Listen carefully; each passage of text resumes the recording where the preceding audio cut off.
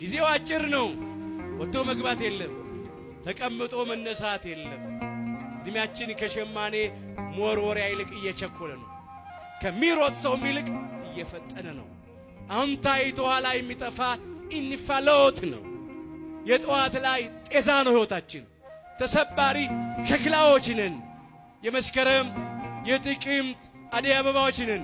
ዳር ላይ የለም፣ ታኅሳስ ላይ የለም። አሁን የለም አበባው፣ ጠውልጓል፣ ደርቋል፣ ረግፏል። የኛም ሕይወት እንደዚህ ነው። ሞት እደጃፋችን ላይ ነው ያለው። የምንሰማው አስደንጋጭ ነገር ነው በየቀኑ። ስለዚህ ሁል ጊዜ ተዘጋጅተን ልንኖር ያስፈልገናል። ራሳችንን ከሕይወት ምግብ ከቅዱስ ሥጋው ከሕይወት መጠጥ ከክቡር ደሙ ከልክለን ልንመላለስ አይገባንም።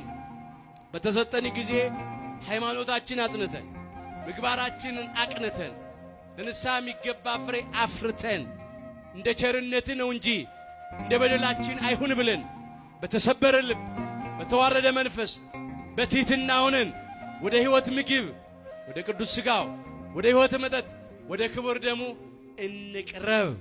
ያን ጊዜ አምላካችን የዘላለምን ሕይወት ያድለናል።